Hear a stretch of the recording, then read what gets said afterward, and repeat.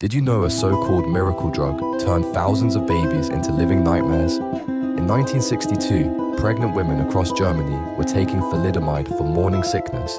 Doctors called it completely safe, the perfect solution for nausea. What they didn't mention was that it had never been tested on pregnant women, not once. Within months, hospitals were flooded with babies born without arms or legs. Some had flippers instead of limbs, others had no limbs at all. The pharmaceutical company knew about the birth defects but kept selling anyway. Internal documents later revealed they called the deformed babies an acceptable risk. When parents first saw their children, many fainted from shock. 10,000 babies were affected worldwide before the drug was finally banned.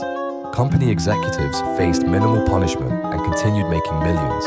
The tragedy changed medical testing forever, but the survivors still live with the consequences today. All because profit mattered more than safety.